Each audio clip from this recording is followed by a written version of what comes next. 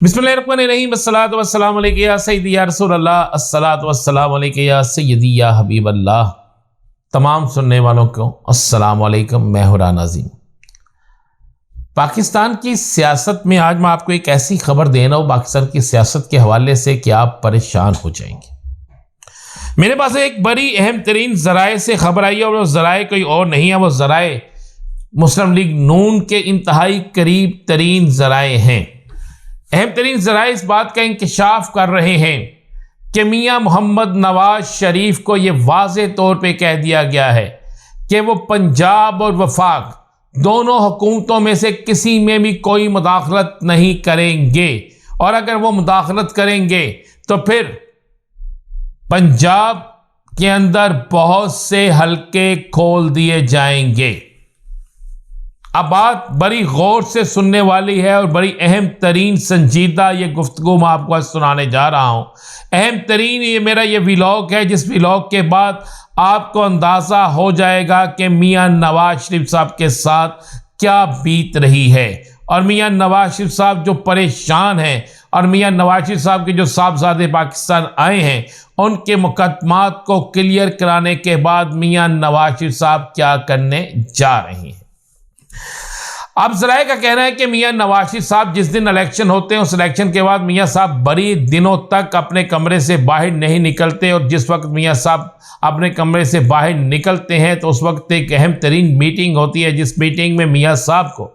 ये हदायत की जाती है कि मियाँ साहब आप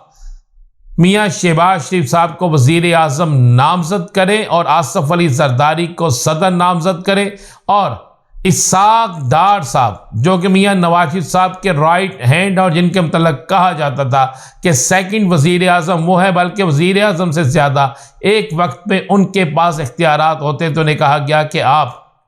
बिल्कुल इसाक डार आप वज़ीर ख़जाना नहीं होंगे, बहुत सी वजारतें जो थी वो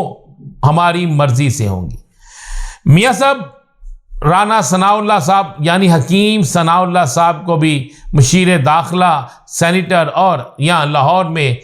एक हल्के से ज़िमनी इलेक्शन लड़ाना चाहते थे जो मरियम ने सीट छोड़ी थी, और इसी तरह ख्वाजा साद रफ़ीक साहब को भी मशीर रेलवे इन मुख्तलिफ सीटों पर लगाना चाहते थे। लेकिन हुआ क्या कि मियाँ साहब को तमाम मामलात में बड़ी सख्ती से मियाँ साहब को ये पैगाम दिया गया कि आप बिल्कुल या तो खामोश हो जाएं, नहीं तो फिर आपके साथ कुछ ऐसा होगा जिसके मतलब आप सोच भी नहीं सकते। और अब मियाँ साहब को फिर एक आखिरी वार्निंग दी गई है, ये मुझे बड़े मुसद्दक़ा ज़राए ने कहा है, और इस आखिरी वार्निंग में मियाँ नवाज शरीफ साहब को कहा गया है कि आपने वफाक और पंजाब दोनों हुकूमतों में किसी किस्म की मुदाखलत नहीं करनी। वफाक की हुकूमत बज़ाहिर तो मरियम नवाज शरीफ की है, लेकिन शायद मरियम नवाज शरीफ के पास भी पंजाब की हुकूमत के हवाले से वो इख्तियारात ना हो जिन इख्तियारात के हवाले से बात की जा रही है, और मियाँ नवाज शरीफ साहब को भी इस हवाले से वाज़े तौर पर पैगाम चला गया है। ज़राए कहते हैं कि मियाँ नवाज शरीफ साहब ने इस बात को मानने से इनकार किया तो किसी ज़राए से यह पैगाम पहुँचाया गया कि अब पंजाब के वो तमाम हल्के मुल्क के वसीतर मफाद में, ताकि सुन्नी इत्तेहाद कौंसिल भी बाकायदा हुकूमत के साथ ताउन करे, तो सुन्नी इत्तेहाद कौंसिल जो है उसके मुतालबात को मानते हुए किसी वक्त भी हल्के खोले जा सकते हैं।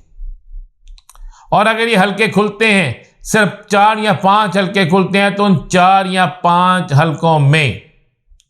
मजे वाली बात यह है, एक हल्का मियाँ नवाज शरीफ साहब का होगा, एक हल्का मरियम नवाज शरीफ साहब का होगा, और एक हल्का जो है ख्वाजा आसिफ साहब का होगा, और 2 हल्के और होंगे। ये बिल्कुल कह दिया गया 5 हल्के भी अगर खोल लेंगे, 10 से 5 हल्के, तो वो अहम तरीन हल्के होंगे, जिसके बाद आपको समझ आ सकती है कि मियाँ साहब अगर ये हल्के खुल जाते हैं, और इन हल्कों में जो बिल्कुल क्लियर तौर पर 2 नंबरी सामने आई थी उस वक्त जब इलेक्शन कमीशन ने अपनी वेबसाइट पर फार्म 45, फार्म 47, 8 और 9 लगाए थे, उस पर, तो उसके बाद ही ये चीज़ें क्लियर होना शुरू हो गई थी कि किस जगह पर क्या कौन सी चीज़ जो है वो 2 नंबर हुई है। सुनने में आया है कि इन तमाम चीज़ों के बाद मियाँ साहब इंतहाई परेशान हैं और मियाँ साहब अपने इर्द गिर्द करीबी लोगों को पूछ रहे हैं कि इस साजिश में मेरे घर के अंदर से कोई शामिल तो नहीं, इस साजिश में कोई ऐसा शामिल तो नहीं जो हमारे बहुत ही करीब तरीन रहा है, इस साजिश में कोई ऐसा शामिल तो नहीं जिसने पाकिस्तान के अंदर हमारे खिलाफ हमें इक़्तिदार से हटाने के लिए कोशिश की है। याद रहे कि मैं सबसे पहले ये खबर दे चुका था कि मियाँ नवाज शरीफ वतन वापस आने के बावजूद भी वज़ीर आज़म नहीं बनेंगे। और दूसरी बात, वज़ीर आज़म के हवाले से मियाँ नवाज शरीफ साहब को कह दिया गया है कि आप अब सुकून के साथ पाकिस्तान से वापस चले जाएं अपने बच्चों के मुकदमात को ख़त्म करवाने के बाद, और इलाज के बहाने आप जाएं, और पाकिस्तान की हुकूमत किस तरह चलनी है, किसने चलानी है, क्या क्या होना है, इस मामले पे अब आपको अमल दखल देने की ज़रूरत नहीं है। आपके भाई वज़ीर आज़म हैं, आपकी बेटी वज़ीर आला है। सराय कहते हैं कि इन तमाम चीज़ों के बाद अब मियाँ नवाज शरीफ साहब जो हैं वो इंतहाई परेशान है, और कुछ सराय कहते हैं कि मियाँ नवाज शरीफ वतन से ईद के बाद वापस चले जाएंगे, और ईद के बाद वापस जाने के बाद शायद वहाँ पर बैठकर वो कोई अपनी लॉबिंग की कोशिश करें, लेकिन वो लॉबिंग कामयाब होती है या नाकाम, ये तो आने वाले दिनों में देखा जाएगा। अब बात करते हैं तहरीक इंसाफ के सरबराह की, जो इस वक्त अडियाला जेल के अंदर मौजूद हैं और जिनकी मुलाकातों पर 2 हफ्तों के लिए पाबंदी आयद की गई है। उनके मुलाकातों के हवाले से आज इस्लामाबाद हाई कोर्ट में बाकायदा समाअत भी हुई है। तहरीक इंसाफ और सुन्नी इत्तेहाद कौंसिल के तमाम अरकान असम्बली भी वहाँ पर मौजूद थे, और इन तमाम के तमाम अरकान असम्बली ने अपने मामलात के हवाले से खुलकर इजहार ख्याल भी किया है, और बाकायदा धमकी भी दी है कि असम्बली के अंदर और असम्बली के बाहर हम किसी वक्त भी कुछ भी बड़ा इक़दाम कर सकते हैं। असम्बली के अंदर तो भरपूर तरीके से एहतजाज का प्रोग्राम है, और असम्बली के बाहर एहतजाज के हवाले से अभी कोई ख़ास फैसला नहीं किया गया। लेकिन एक बड़ी ख़बर आपको मैं देता चलूँ, बड़ी अहम तरीन ख़बर मेरे पास ये है कि अलीमा ख़ान के हवाले से तहरीक इंसाफ के अंदर एक बड़ी तादाद जो है वो ये बात कह रही है कि ज़िमनी इंतखाबात में अलीमा ख़ान बाजी को राज़ी करके किसी ना किसी तरीके से किसी ना किसी हल्के से इलेक्शन लड़ाया जाए, क्योंकि आपको पता है कि 21 अप्रैल को